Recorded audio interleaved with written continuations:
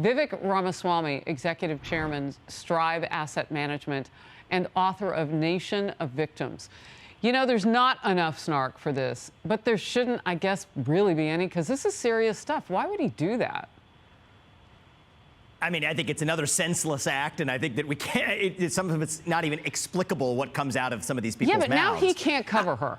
Like that, that's like, he has no credibility. I think he had no credibility before. He had no credibility before, which is part of the deeper problem in our media, is the same people who actually in the mainstream media get promoted to actually speak out have actually no grounding in principle in the issues they're engaging on. And so put that to one side. I care about the substance of it.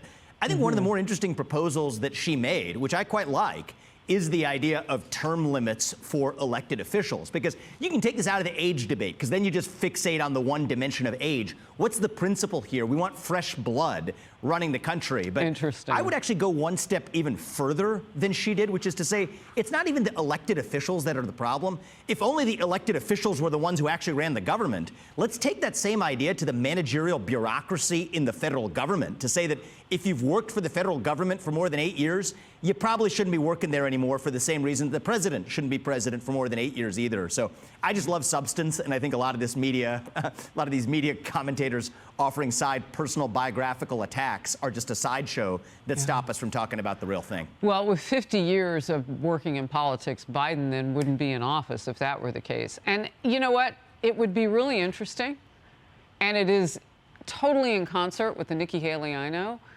if they did sit down together. But the fact that he's got a paid leave might suggest that executives are thinking about him right now. Yeah. Well said. And what his steps are next. The New York Times is standing up to backlash over some coverage critical of gender transition surgeries for children. The executive editor sent a memo to employees warning them about protesting the newspaper's coverage of the topic. 200 of their own journalists and contributors accused the outlet of editorial bias over the pieces.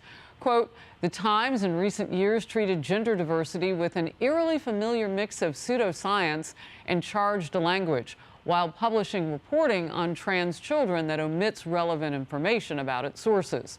A-list elitist support for the letter: Lena Dunham, Cynthia Nixon, Judd Apatow, to name just a few. One op-ed now argues these radical activists are trying to silence all debate about transgender kids. Another commends the Times for not caving on its coverage so far, adding, if the paper's pandering past is prologue, it may well let the gender extremists get their way. What's your response? Well, I think they're most likely to bend the knee because that's just the way this goes. But we have this new secular religion of gender ideology that's now increasingly infected every sphere of American life.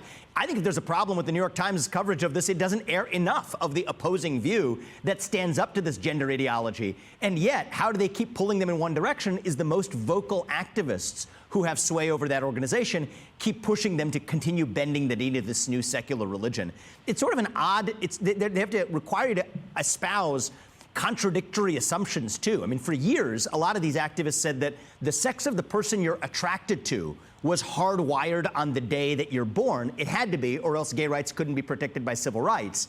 Yet now, the exact same movement, by adding more letters to its never-ending alphabet soup, now says that actually your own biological sex, not the sex of the person you're attracted to, but your own biological sex is completely fluid over the course of your lifetime.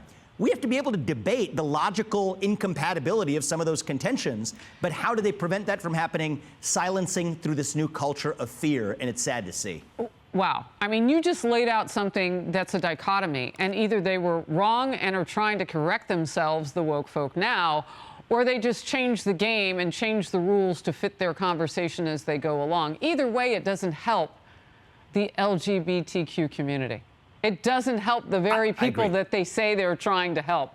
It's mass confusion and anger in the stew, and it hurts the people who they say need protecting.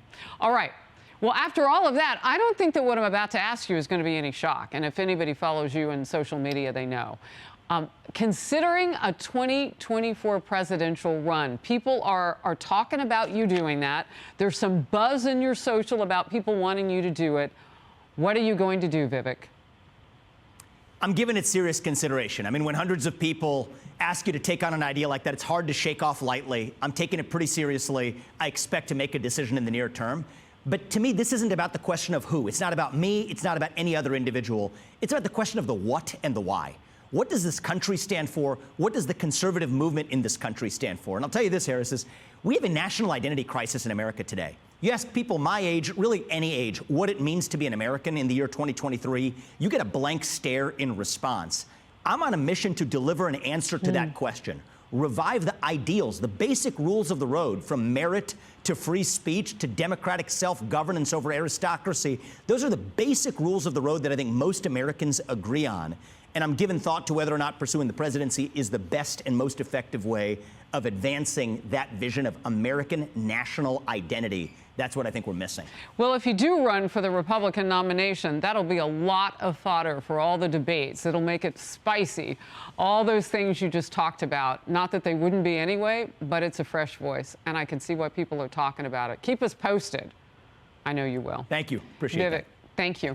I'm Steve Ducey. I'm Brian Kilmeade. And I'm Ainsley Earhart. And click here to subscribe to the Fox News YouTube page to catch our hottest interviews and most compelling analysis.